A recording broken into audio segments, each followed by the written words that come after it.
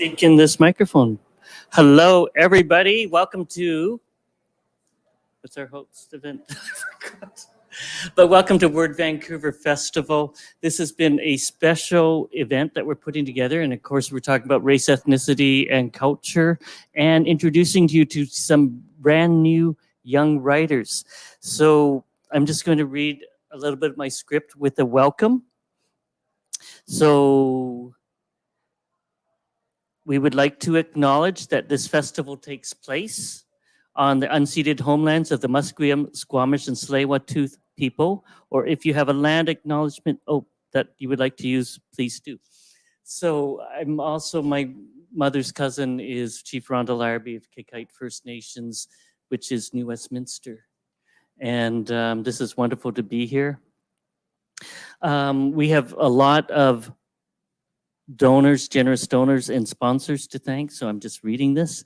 The Canada Arts Council, the Canada Book Fund, the Canada Heritage Fund, Canadian Periodical Fund, the BC Arts Council, BC Gaming, Creative BC, the City of Vancouver, DBVIA, the Joseph Wask Family Foundation, the Hamber Foundation, the BC and Yukon Book Prizes, Asian Canadian Writers Workshop. I'm president. Okay. And CWILL, Pace and Associates, the Crime Writers Association, they've got a great display out there. Please go see that. The Federation of BC Writers, the Surrey Library, which we held events at yesterday, the Vancouver Public Library, the League of Canadian Poets, the Writers Union of Canada, and many more. For a full list of our partners, please visit our website. Okay. I'm going to introduce some of our guests. Jasmine Kaur is a writer, illustrator, and poet living on unceded Stolo territory. Her writing, which explores themes of feminism, womanhood, social justice, and love, acts as a means of healing and reclaiming identity. As a spoken word artist and creative writing facilitator, she has toured across North America, the UK, and Australia, my goodness, and to connect with youth through the power of artistic expressions. And she's okay with me saying this next sentence. Named a rising star by Vogue magazine and a writer to watch by CBC Books, her work has been celebrated at the American Musical Award. Really? My goodness, by musical icon Jennifer, oh my God, Jennifer Lopez, she's my hero. And shared by celebrities like Tessa Mae Thompson and Reese Witherspoon. She has been featured by Elle magazine, Teen Vogue, BuzzFeed, Harper's Bazaar, India Pop, Sugar, and other publications. Okay, thank you. Well, she's going to read third today. But reading first today is Leah Ranada, and her stories have been published On Sex, Room Magazine, Santa Ana River Review, Emerge 2013, and elsewhere. Her writing is informed by her childhood in Metro Manila, an eventual move to Vancouver in 2006, where she made writing her permanent home. In 2013, she attended the Writer's Studio, TWS at SFU. They've got a great display out here as well. You can read her blog on leahranada.com. Her debut novel, The Cine Star Salon, was released October 2021. Yes! And on Zoom, Dan. Do we have Dan here? Dan Wu teaches creative writing at the University of Toronto School of Continuing Studies and works full-time for cybersecurity firm Go Secure.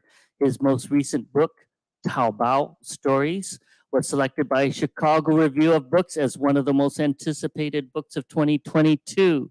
Welcome to Vancouver, Dan. Hello, everyone. It's so great to be here. Can you guys hear me? We can hear you. You can hear me? Yep, I can hear you. Okay. You're okay speaking giving a reading second, eh? Hi, Leah. Hi, Jasmine. You have no choice. Hi, everyone. Okay. Hi, Todd. Welcome to everybody That's coming here. distance bias. Haha.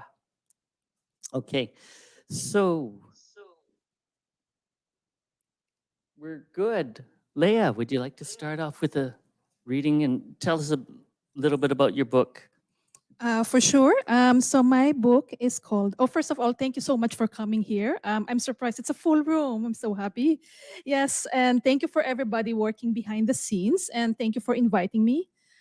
So the book is called The Cine Salon, and it's about the protagonist's name is Sophia. So she is also from Metro Manila. She grew up there, but she came here to Vancouver. I'm going to read two brief passages. One is so, first of all, the thing to know about Sophia is that she is dealing with navigating her future here in Vancouver and a difficult friendship with a friend back in Manila who owns the Sinestar Salon. It's a hair salon. Sophia herself is a hair salon owner here in Vancouver. So the first scene takes place in Manila when Sophia was a little girl, and the second scene takes place in Vancouver when Sophia's a young woman. Okay, so here goes. Sophia and her mother lived through magazines while they waited for their turns. The models on the glossy pages had eyelids like rainbow rays. They stared at Sophia with dramatic gazes. Some women had their hair piled up like a queen's or swept airily across their foreheads. Others had wavy tresses cascading like water past their shoulders. She swung her legs, impatient for her turn to be pretty. More women arrived whom Aling Helen invited to sit down as she glanced worriedly at the window. When her mother's turn came, she said to Aling Helen, "My hair is limp and dry.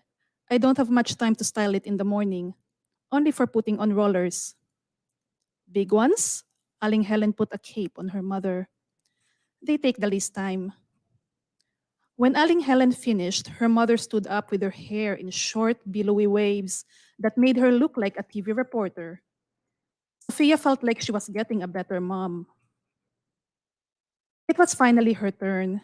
The chair was too high. One of her slippers fell to the floor, but she was too scared to ask Aling Helen to pick it up and slip it onto her dangling foot.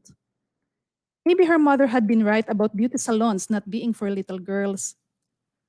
"I'm thinking of the apple cut for her," she heard her mother say, and Sophia wondered what kind of transformation she was about to go through. She looked up at the mirror and arranged her face into a strong, grown up expression she had seen in the magazines: hard gaze and small lips. Chimes jingled, and a woman several years younger than Aling Helen appeared at the door. She winked at Sophia in the mirror.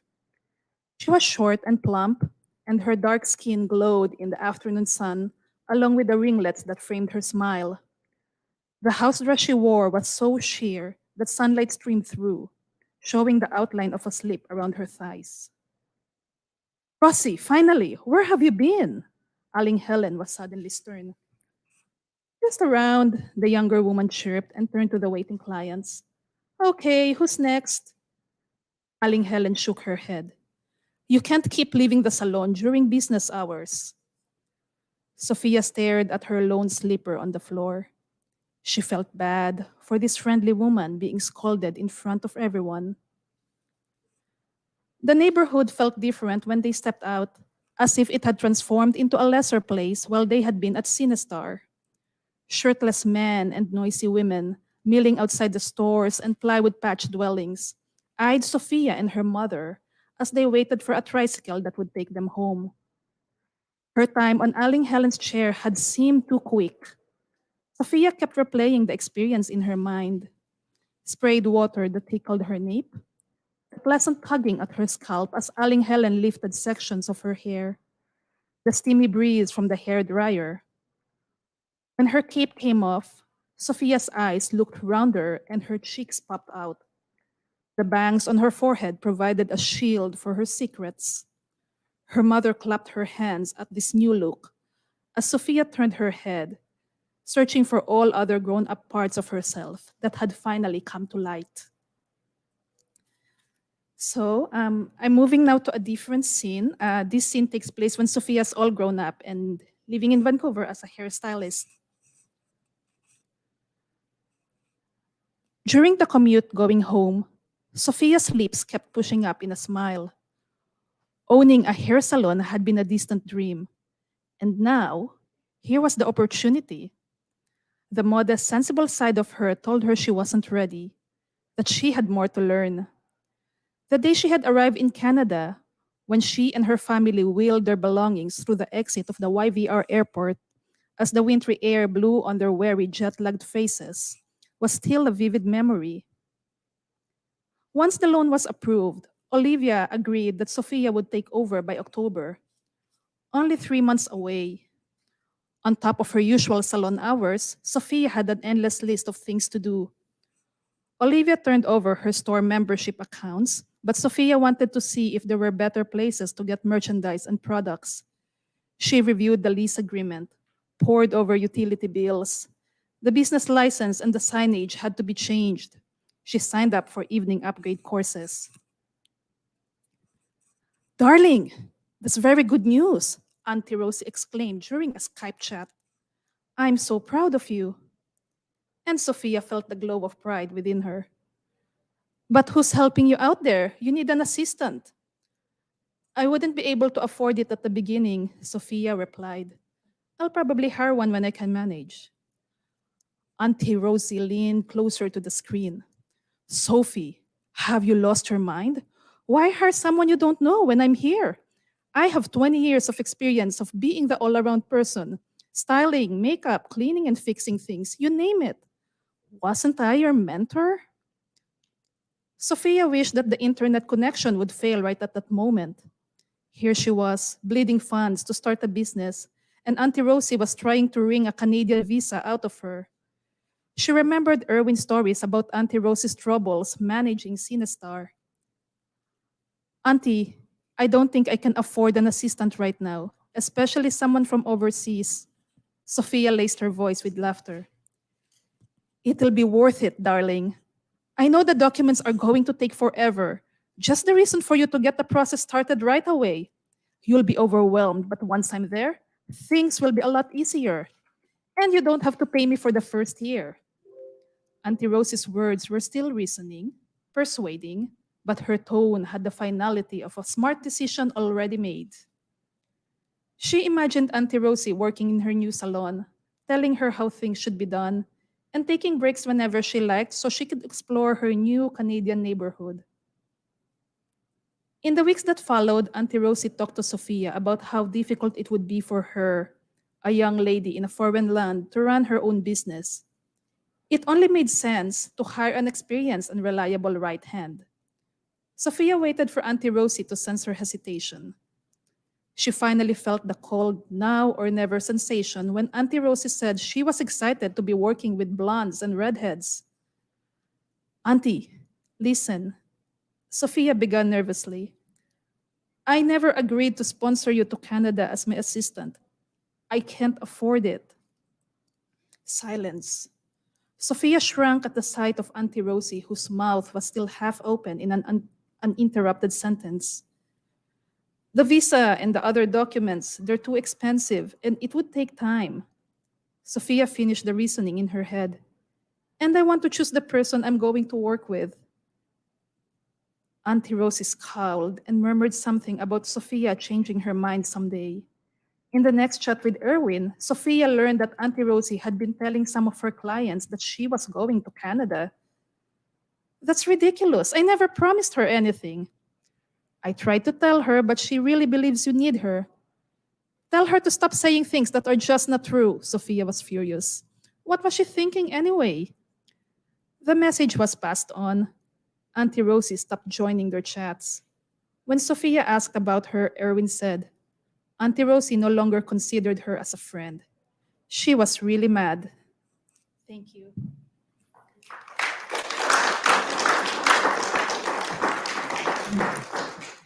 Thank you, Leah. I'm really touched because in listening to the stories, and sometimes it's something that I don't have personal experience about, but I hear about, and the challenges of immigrants, and certainly coming from the Philippines, and I've met so many Filipinos working in domestic jobs and things like that, as well as people who have achieved writing, like C.E. Gatchalian, who just won the BC Premier Lieutenant Governor's Prizes. So that's really nice. Thank you. Thank you so much. Yeah, I forgot to introduce myself earlier. So my name is Todd Wong. I'm also president of the Asian Canadian Writers Workshop, which is sponsoring this event. And the writers were chosen by our executive director, Alan Cho. And I'm also now on the board for Word Vancouver. So next we have Dan Wu speaking. Dan, how are you doing in Toronto? Is he there? Great. Hello, everyone. Yeah, I'm Excellent. doing really well. Okay. Can you guys hear me? We can hear you pretty good. And I bought your book the other day from Massey Books, if you can't get it through Iron Dog Books here. And Thank you, please Todd. tell us about the title, Taobao, and a little bit about the book before you start giving us a reading. Sure, sure. So thank you so much for inviting me, and it's really an honor to be here, to be able to speak to you. This is, the land acknowledgement. I appreciated that, and I'm speaking from the lands of the traditional lands of the Anishinaabe and the Haudenosaunee, and the Mississaugas of the Credit and the Wendat. Um, so I'm so sorry because I can't see anybody in the audience, so it's a little strange for me, and I can't see anything else going on. I just see the three of you sitting at a table with a black cloth over it, so it's fine there. I can sort of so the book that I wrote is called Taobao, and thanks Todd uh, for buying it. It's a collection of short stories, and I began it um, after the just before the pandemic.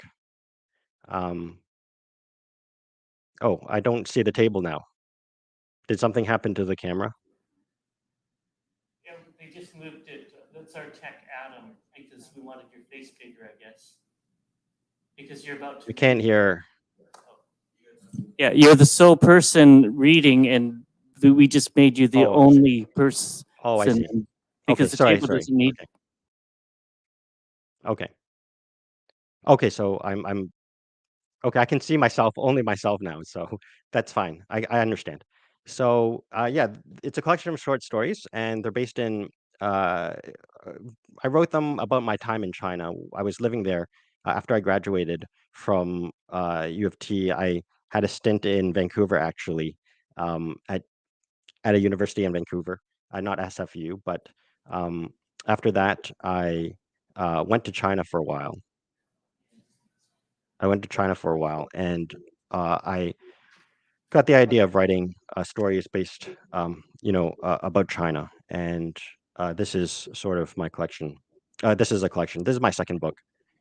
So I'm going to read from the second story here, and I'm just going to read from the screen. The second story is called "The City," and um, it's about. Well, I'll just read from it. Okay, a few times a week. Oh, sorry. So this is about a friendship between the main character, whose name is coincidentally his name is Danny, and I'm Dan. So for some reason, my character's name is Danny as well, and it's a relationship between him and his a friend that he made in the city there. So he's talking about her here. A few times a week, I would visit her in her dorm, or rather, more often, I would follow her there after work. Her dorm was across the street from the plaza, at the back of a residential complex, where there was a little shack with a stairwell leading down to a set of tenements deep underground.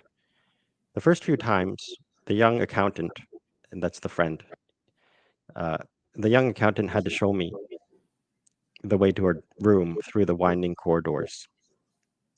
So if you've ever been to China, you'll know that there are some underground residences like called dixiashi, and these are very pervasive in cities like major cities, especially in a city like Beijing. So I'm just giving some context here. Um, there was only one exit, but without her, I would get lost. We passed many doors where the residents sat close to the floor, cooking over little hot plates or scrubbing dirty underwear in plastic tubs. Here and there, the dim, harsh light of the corridors would go dark. The ghastly tiled floors became bare black concrete or packed dirt, and the path was blocked by monstrous iron gates, tangled in barbed wire, barricaded by miscellaneous trash. Behind the gates, one could see the tunnels stretch on and on, disappearing into darkness. The underground residents, the tunnels, had been constructed as emergency bomb shelters during the war with Japan many years ago. They crisscrossed underneath the city. Now many of them had been repurposed as cheap housing. Tucked away in a dark, slimy corner, she showed me a tiny spiral staircase, so narrow and tight I had to hold my breath to pass up through it. It took minutes to ascend to the top, and whenever I went up, I would have to fight spasms of panic and claustrophobia. I would wave my hand inches from my eyes and see nothing, not knowing if my eyes were open or closed. We share this we share this floor with another shop, I heard the accountant's voice say. The employees of a bakery live down that hallway, and we live over in that hallway. She was in front of me, and I could feel the movement of air from her breath. I turned on my phone's torch. The darkness was such that the light was swallowed up. Later on, I borrowed a large flashlight and explored the place. We were in a large cavern with two bombed out elevator shafts at one end, the doors gone. One misstep, and anyone could fall down into the abyss. All that week, there had been news coverage of anti Japanese rioting, a territorial dispute in the South China Sea involving the Diaoyu Islands. Several Japanese stores in the city had been smashed. One of my classmates, Mirako, sat in class directly behind me. She had been a little quieter than usual, and lowered her head, her hair falling over her face whenever conversation turned to the angry riots. She was from Hiroshima and was taller than me. From below, my eyes always focused on her right ear, which was cleft and misshapen. On a whim, I turned to her. Are you busy this afternoon? Want to come visit my friend? Are you sure it's safe? I think it's quite safe. It's not far. We can walk. You'll see. 4 Japanese students came, including Mirako. My accountant friend met us at her fortune cookie shop, where I introduced them. You don't mind, do you? I asked the accountant. Of course not. With everything that's been going on in the news about the rioting, taking her on an outing might make her feel better. You're right. She'll see a part of the city she probably doesn't know exists. The accountant beamed. She led the way to her dorm, smiling her goofy, toothy smile, clasping her hands together. Though they couldn't communicate in any language, they seemed to understand each other. We followed the accountant across the road, through the parking lot, down the stairs, through winding corridors, up the nightmare staircase, through the dark cavern, and into the set of horrid rooms full of stale-smelling clothes, body odor, and old food. As we walked, the accountant asked me about Mirako. She's been feeling unwell this whole week, I said. It's the riots, it's everything. I don't know. Where's she from? The accountant asked. What city? Hiroshima. She gave me a serious look, but I could only stare blankly ahead. I wondered if I had made a mistake bringing them there. When I looked, the somber, odd faces of my classmates worried me. Mirako sat down on the accountant's bed, the lower bunk, and stared at the room. The young accountant sat next to Mirako. For a long time, they sat together. Want to play a game? I asked. I kept some of my personal belongings underneath the accountant's bed in a cardboard box. I pulled it out and set it on the bed when I had a strange feeling. What are you guys doing? I said. Why are you so quiet?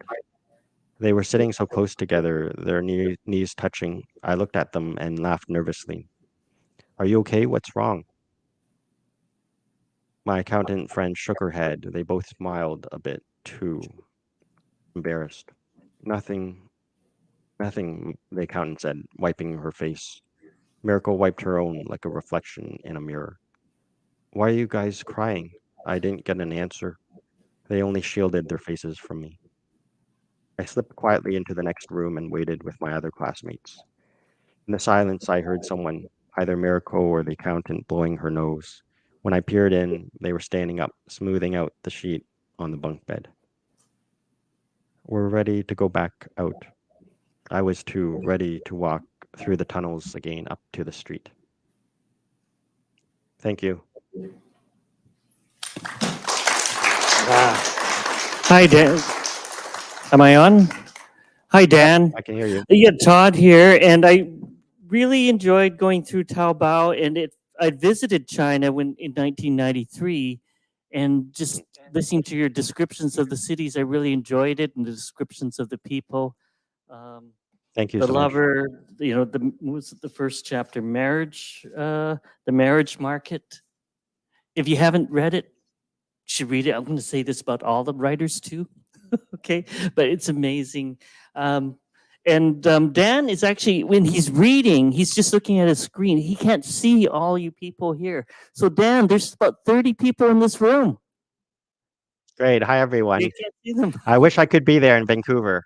Yeah, Adam, are we able to take the camera and pan it just so he knows? Not really. Sorry, Dan, I tried. I'll imagine it. Okay, yep. But I just want to give you that sense. Thank you so much, Todd. Excellent. Okay, and then there will be room for questions later. I'll ask a question and people from the audience can ask a question. But right now we have Jasmine Kaur, if she's ready, because she's going to read from If I Tell You the Truth. And can you tell us about the book? And I want to tell people that when you look at it, it's sort of like in a poetry format. And I told her today, when I read it, it's like reading poetry, which is really lovely. I know Joy Kagawa is very poetic in her writing as well. So please, Jasmine. Hi, I am so happy to be here and like very, very excited. This is my second in-person event since like the pandemic. So it's been like a couple years since I've been able to just talk to folks in person like this. And I missed it so much. I love Zoom, but I've also been like struggling with Zoom. But I'm just like so grateful that like we get to share space with each other. So I am the author of If I Tell You the Truth, and my first book, When You Ask Me Where I'm Going. When You Ask Me Where I'm Going was primarily a poetry collection for teens, and I've got like a bit of a short story in there. And then If I Tell You the Truth is my first full-length fictional novel.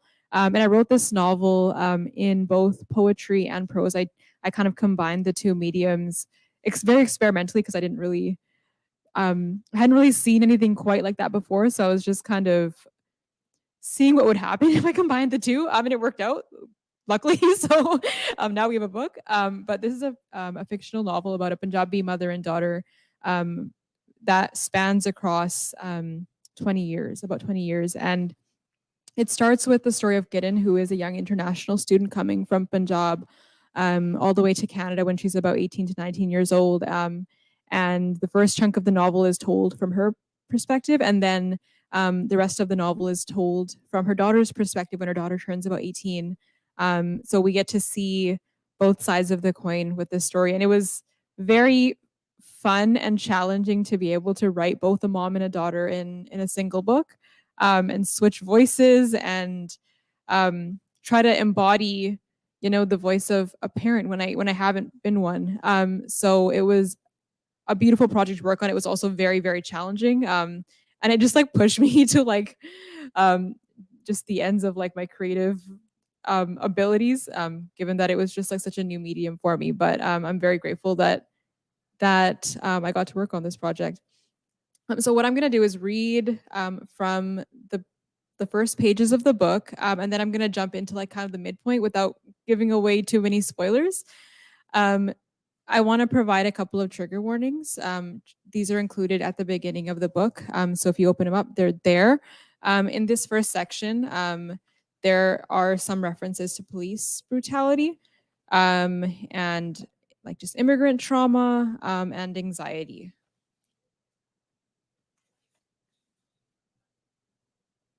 Some stories bury themselves so deep within the flower bed of the mind that the earth trembles, throbs when they are dug out. Deep breath in, deep breath out. You've done this before. You can work through a panic attack. Focus on something specific, something that can bring you back down to earth. I remember my daughter's eyes, They are oceans of deep brown, but if you catch them in the light, they are liquid amber. Round as my own and glistening with the hopefulness that is foreign to me, they are so very similar to another pair that still appears in my dreams. A pair of eyes that she will never meet, although their owner still breathes.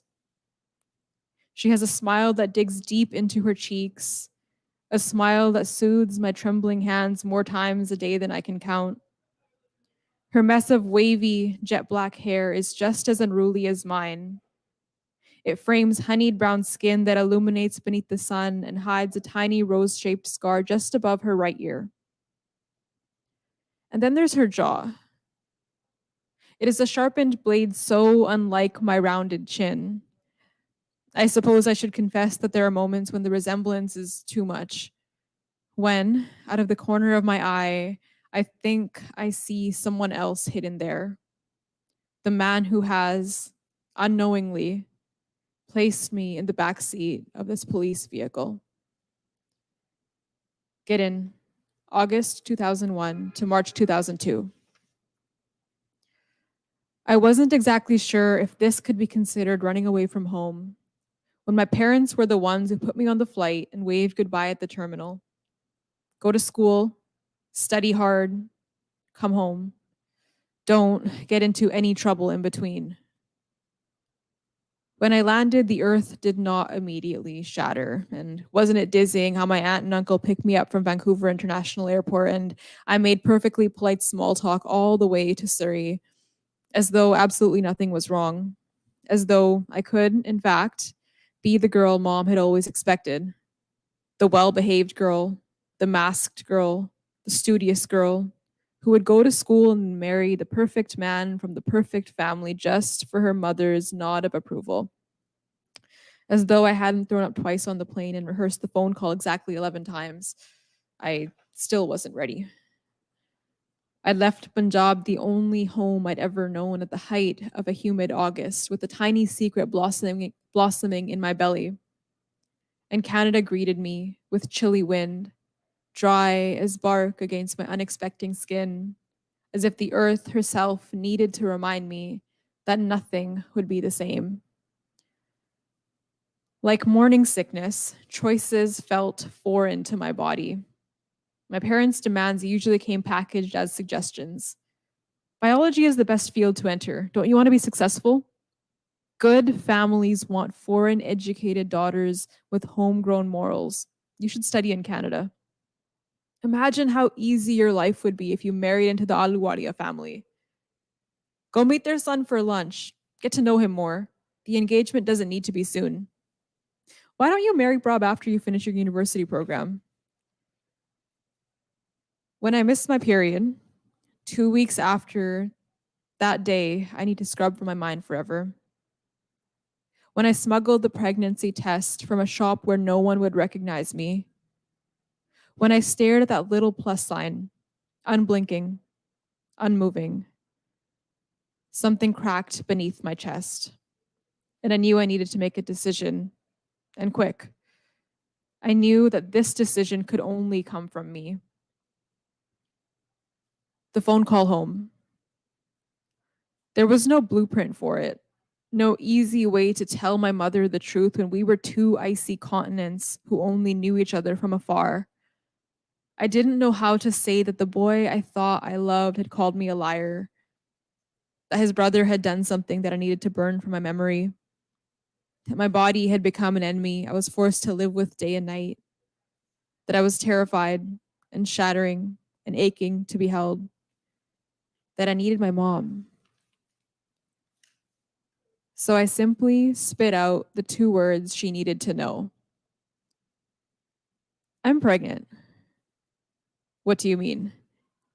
I mean, I'm pregnant. This is why I told you to be careful when you were alone with Rob. It doesn't matter whether you're engaged or not, a man is still a man. I hesitated for a moment. I couldn't bring myself to tell her. The reason. When Mom asked whether I'd scheduled the abortion, it wasn't so much a question as it was a matter of fact. In what universe would her teenage daughter, who had just crossed an ocean, plan to raise a baby? She would never know how my frost-coated heart pined for someone to call its own. Lost and found. Between the pages of a story, I could hide from all of them and me. But in poetry, I found a mirror, a place where light could return to my chest. On this endless, tearful night, the sea of my stomach churned as I searched for rest in a bed that wasn't mine. And I tried not to shiver, thinking of the storm brewing in my mother. Slowly but surely, the star-drenched words of Hafiz and Rumi steadied my breath, asking me to trust that stiller waters could exist somewhere in this body. So I'm going to leave that section on a bit of a cliffhanger. That is the opening section of the novel, from the perspective of Gideon, the mom in this story. And there's just a lot to kind of walk through in those first moments of her experience living in Canada.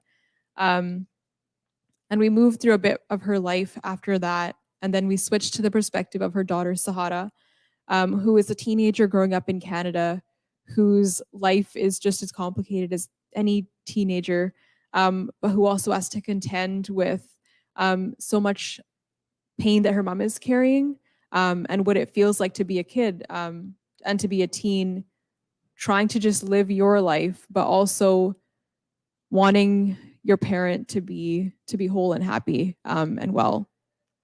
So this is a section that felt like distinctly like Surrey-ish to me.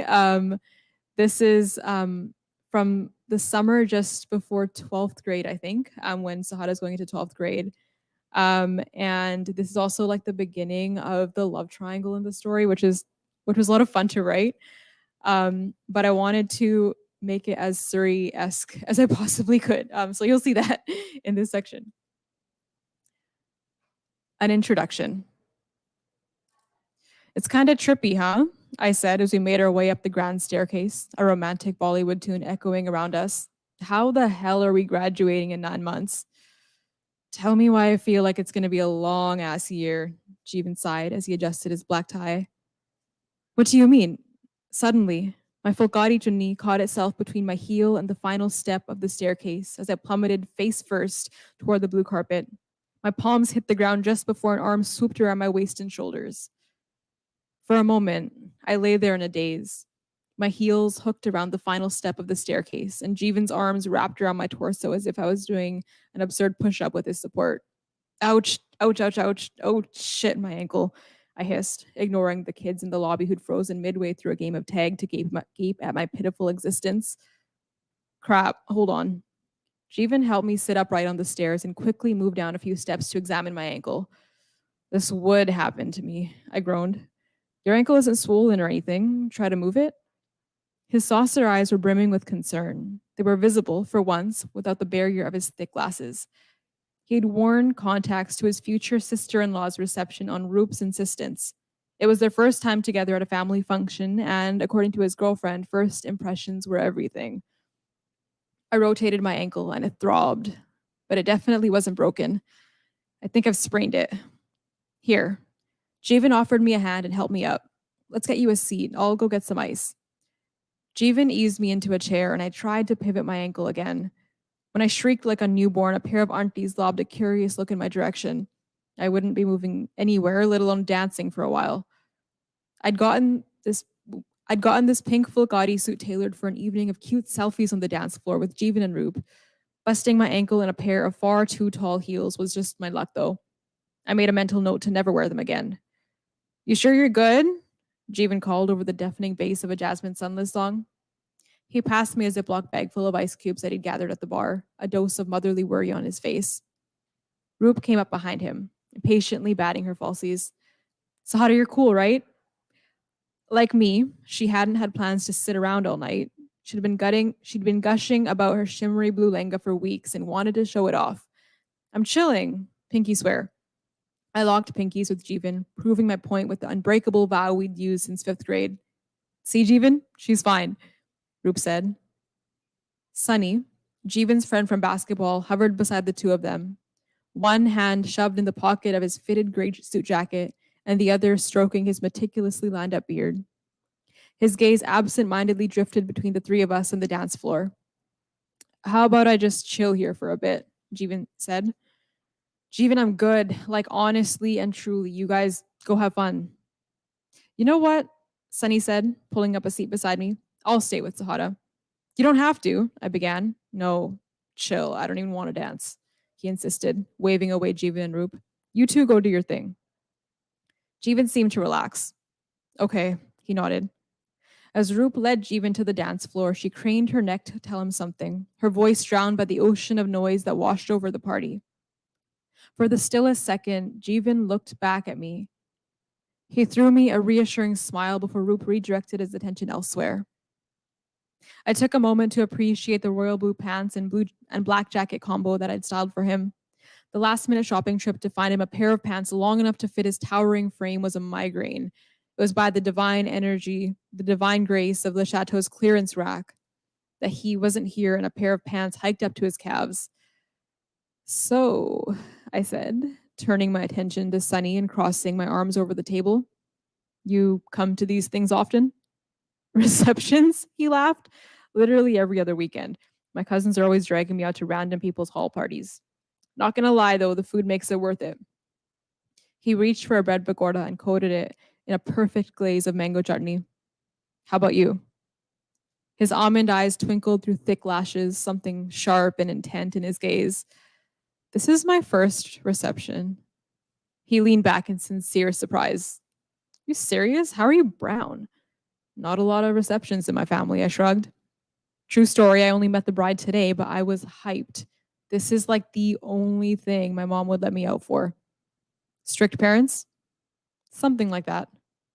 After reassuring mom that I'd get dropped off at home before 9:30 p.m. and promising about 50 times that I wouldn't get into a car with anyone who'd had anything to drink, she finally granted me permission to come to the reception. Her one demand? I had to take her cell phone to the party and respond every time she called or texted. She didn't inform me in advance that I'd get a text every 30 minutes making sure I was still alive. When I didn't explain further, Sunny changed the subject. So, speaking of brown anomalies, how the hell are Roop's parents cool with her bringing a guy to the family reception? Do they know that they're dating? I bit into a warm samosa dipped in Heinz ketchup. Chutney just didn't do it for me. They know they're dating, but my theory is that he's the tall, polite future son-in-law they've always wanted, so they can get away with stuff like this. Roop was telling me that her parents are really shitty about that kind of stuff, like appearance and caste and all that. Damn, tall and polite is all it takes, huh? Guess I'm screwed. I think we both are, I said with the straightest face I could muster before cracking up. Sitting in a suit perfectly tailored to his lean body, Sunny was at least a head taller than me, but everyone was short next to Jeevan. Thanks for joining me at the loser table. Glad to have some company at this very exciting pity party. I wasn't trying to be a community hero, he grinned, warmth simmering in his dark eyes as he surveyed me. Just so happens that I'm not much of a dancer. I would have happily sprained my ankle on your behalf. Gidda, a voice called from behind me, and I turned around to see Mani Sidhu, a guy from my 11th grade bio class and one of Roop's cousins, head towards us with 2 shots in hand. What you doing here, bro? Roop invited me. Like lava cooling to rock, Sunny's demeanor shifted as Mani took a seat next to him. Relax, I didn't know you guys were chill like that. Here, have a drink and stop acting all bitchy. He placed a shot in front of Sunny and knocked back his own. Although Money had the same corny-ass lines running through his fade that he did at the end of 11th grade, he looked distinctly different, like he'd spent every moment of summer at the gym. I'm good. Sunny carefully returned Money's shot. You enjoy yourself. Money's vodka-reddened eyes roved between me and Sunny, calculating. Oh, shit, I'm interrupting, aren't I? No, Sunny groaned, but it was already too late. My bad, my bad. Money patted him on the shoulder with a knowing look and stood just as quickly as he'd sat down. You do your thing.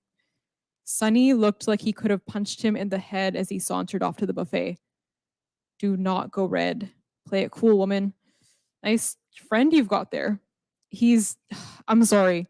Ignore him, please. Sunny, An image of unperturbable nonchalance every time I'd encountered him at school had suddenly gone even redder than me. I looked away to see the newly wedded bride tap the mic on the podium, her gold sari sparkling. The music melted, but boisterous chatter from the tables persisted until the lights dimmed. Beneath a whisper of light, Sunny's eyes were still warm, electric. You're good, I murmured into his ear. Don't stress.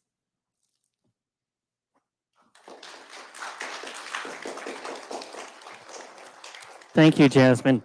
And when I think about the topic that we have, writing about race, ethnicity, culture, and I think about how hard it was for Wei-Sin Choi when he was first writing and at the UBC Creative Writing, he was told, don't write about Chinatown. How does it fit into the mainstream? Who's going to read it? Joy Kagawa wrote about her internment as Japanese Canadians, and now hearing your voices, Dan goes back to China from Toronto. It's like a revisitation in a contemporary viewpoint. Leah, you've got a 20-year journey, the immigrant experience coming in here. And then how do we deal with the next generation coming over?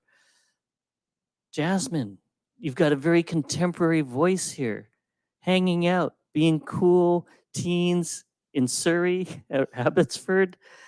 So part of it is how we write about race, reflection, and identity has changed a lot over the years. How do we do that? And so I'll go back to you, Leah. How did you feel about this? Does it make a difference in your writing or self-identify? You're just doing it because it's your experience. I think pretty much. I wrote. I came to when I came to Canada. I was 21 years old. I didn't want to come.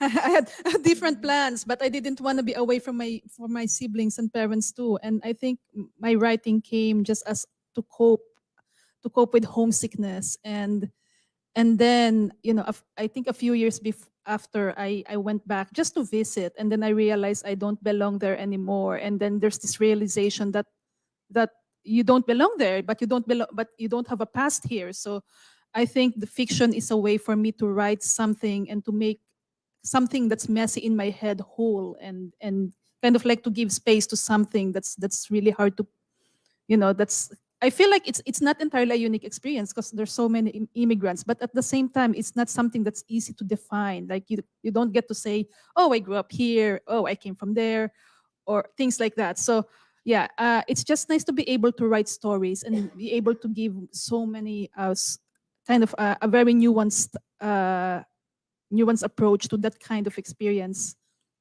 Excellent. Thank you. And then we'll go to Jasmine and then Dan. Okay. I think for me, like the way that I write felt like a natural extension of my life.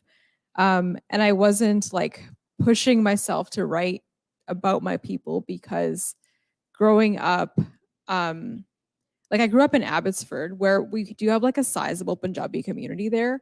I mean, there were folks who looked like me growing up, but I think that our community was and is still very culturally polarized.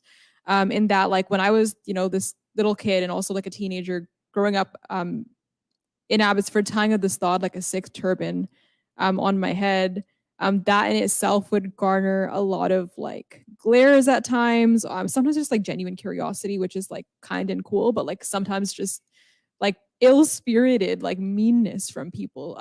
Just like, people making conclusions about who I am simply from looking at me or their own lived experiences.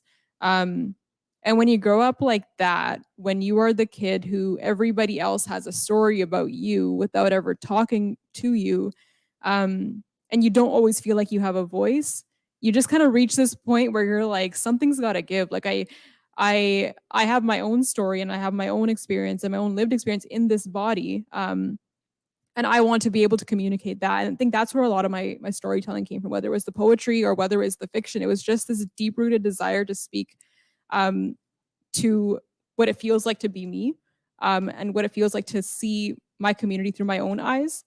And I genuinely feel like I'm going to spend the rest of my creative life telling these types of stories because just just because of the fact that like when I was growing up, I would have never encountered something like this before, and to be able to do this work, having grown up as an avid reader, is the most exciting thing in the world to me. Just to be able to take up space that I was socialized to believe doesn't belong to me, and that is embodied in how I move through the world, and is also embodied in how I write. Yes, and how you write. It's like poetry. And so that's why I was holding up the book so that you can see how it's laid out on the page, because Jasmine's also a visual artist. So thank you for that. I'm going to go to Dan and just let you know, okay, we're at 1:52, and then we'll get to another question and see how this works. Dan. Hi, Todd.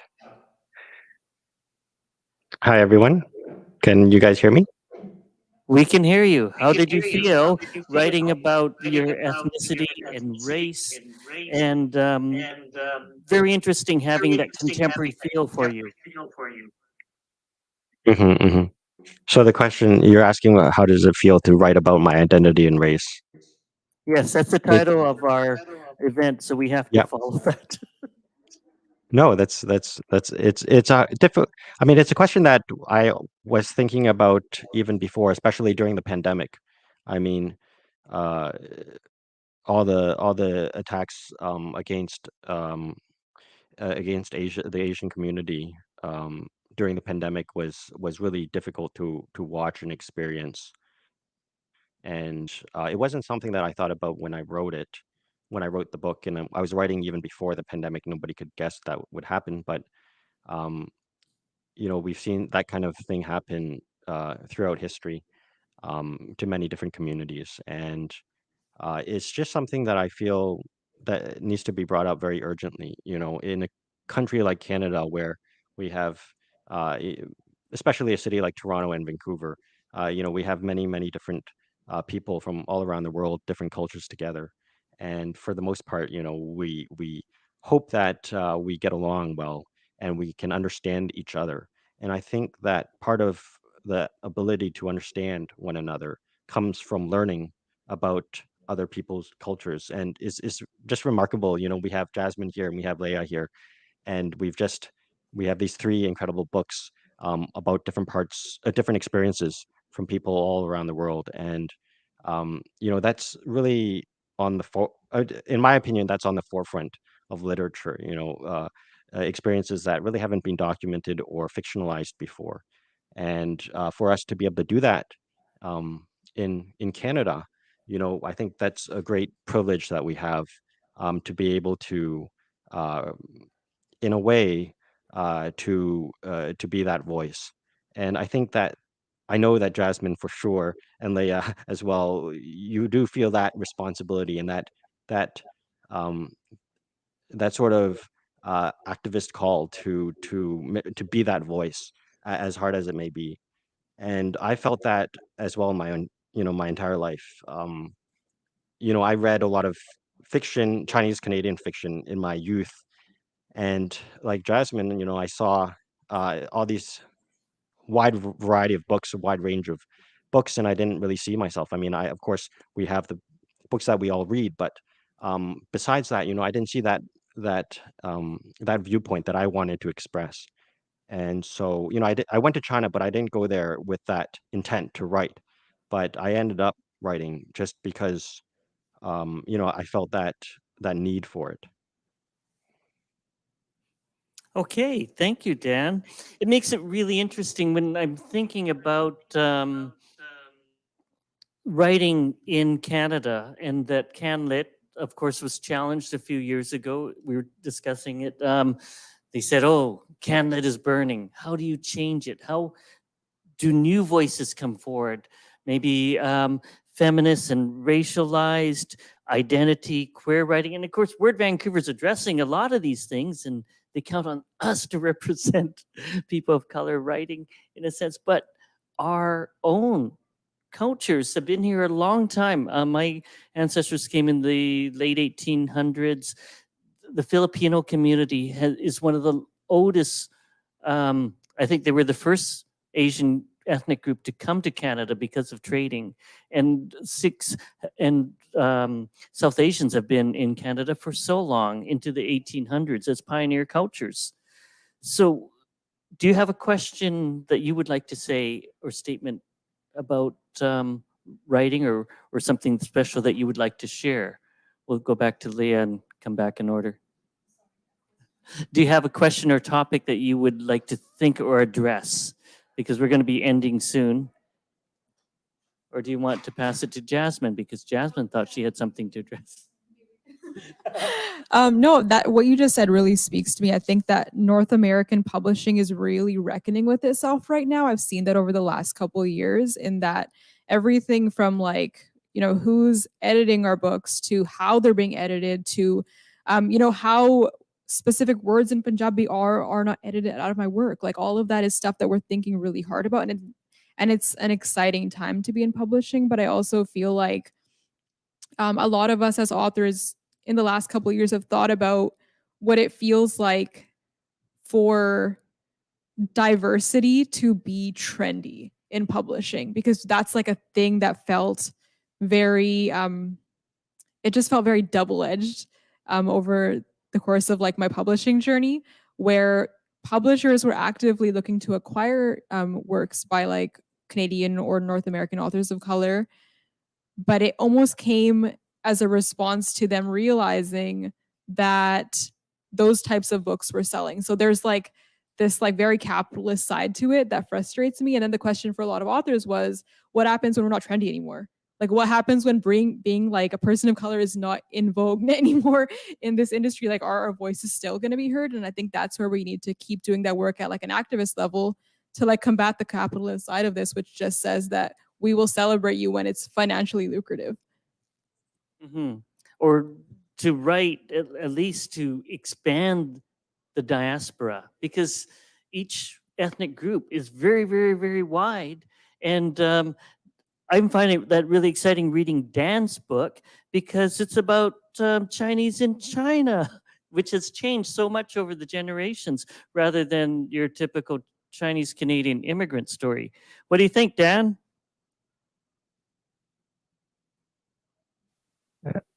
Yeah, it is interesting what Jasmine just said about the industry and what you said. I think you were talking about, I mean, the difficulty of monetizing, being a person of color is not a subject that is easy to handle. I mean, I don't really believe, I mean, to think it's difficult to say that it is trendy now. I mean, even mainstream publishing, it's very difficult to get books in, especially books that are perceived to be, addressing these topics. I mean, I still feel that it is very separate from, the mainstream market, and hopefully, with more voices, I know are coming up every year. That's going to, at some point, uh, the writing is getting better, and the topics are becoming unavoidable. I mean, these are topics that are relevant to uh, just everyday Canadians, and the more that we push that, I think the publishing industry, is sort of this dinosaur. We're trying to pull it along, and at some point, I think the people who are sort of the gatekeeping are going to be, contending with an avoidable fact, and eventually, we'll be able to replace. We'll have people who will be able to do the jobs that they are doing now. Yeah, I mean, I'm optimistic about the future of CanLit, and I think looking at um, Jasmine's books. I mean, I think Jasmine, your book is also for it's YA, um, and if you just take a look at that, I mean, I can't imagine a book like that when I was, in my teens or 20s. I mean, it's an incredible book, and to see something like that, it brings me great joy to see that. Excellent. Dan, can we go another 5 minutes? Or, I mean, Adam, is it okay? Adam says good. You want to address that? Yeah, no, I appreciate what you said, and I think that likewise, like, I think it's a really exciting time, and I think that it's a time that we need to just, like, stay like stay pushing our works, like stay pushing like our intentions as like creatives in like the literary sphere, but also in like the art sphere as well. Like I think that to be able to support one another in the face of like just the pressure to kind of like erase your voice is a beautiful thing. And I'm excited. I'm excited for where we're heading. And we're seeing that on television as well. Have you never, I think, is it a new show or it came out last year? They're going into another season featuring a young Asian, South Asian Canadian from Toronto. It was great hearing her on CBC radio speaking. Watching the movie Shang-Chi, that we have a Chinese Canadian or Asian American superhero. All of that makes such a big difference. Leah, what would you like to share? I think, yeah, I do agree that diversity has become, like what you said, a double-edged sword. And even I have a complicated relationship with the word. I think it's great that we're welcoming many voices, but at the same time, there is this tendency that as they invite, they might expect certain tropes. And I'm very, like, say for example, from my background, where I think Filipinos have come to be associated with certain lines of work or certain roles. Um, yeah, on one hand, there is nothing wrong with writing stories about them, and I would like to hear their stories. But on the other hand, that is not my background, and I don't feel necessarily qualified to write their story. So yeah, so it's complicated. So I think diversity can be used to advance many different identities from one group that we have, that we are traditionally primed to think that they are this way and they belong to this kind of culture. And but at the same time, we also have to be aware that we are not reinforcing tropes or kind of like expectations of what we thought would have been sellable or what was expected of us. Yeah. It's very interesting because Canada, as John Ralston Saul has said, is a work in progress. That we have many, many layers of immigration, and I'm thinking old woe Canadians. It's a loaded term, but each diaspora has many different ranges as well, which is very interesting. And to think, what is our Canadian national identity? But we can embrace each and every historic ethnic group that came, and that becomes part of Canada's story. Does anybody in the audience have a question? Burning? Yes. Do you want? I'm going to ask you to speak in the mic so that way Dan can hear you. Thank you. My name's Ian. I just wanted to address the Own Voices, I guess, movement in the context of multi-racial, multi-ethnic, multi-religious identity. Why I'm asking that is just, I guess, who can write about the community, or is it okay for a multiracial community or person here in this nation of Canada to write about a community, and how could they be perceived by the community they are writing of, that they are of, but perhaps not necessarily in, because people have shared different identities of race and ethnicity. Thanks. Yeah. Thank you. Does anybody want to address that first? Or I will step in and state that there was a writer who lived in White Rock, very famous writer who wrote Shoeless Joe Jackson. He's a white male writer. He wrote about First Nations peoples in Wetaskiwin in Alberta, and he was criticized for that because he wasn't representative of the group. I still, as a reader, because we read it in Canadian Lit course, if you read it speaking or thinking of the rhythm of the language that the people spoke in, it made more sense. But representative of that culture, sometimes I think we have to explain ourselves.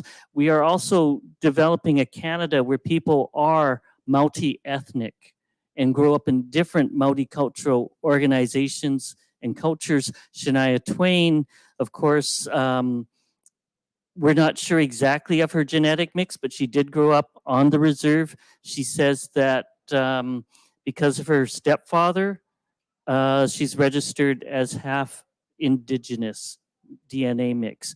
So it is a very interesting question. I hope I answered that. And thank you for the thumbs up.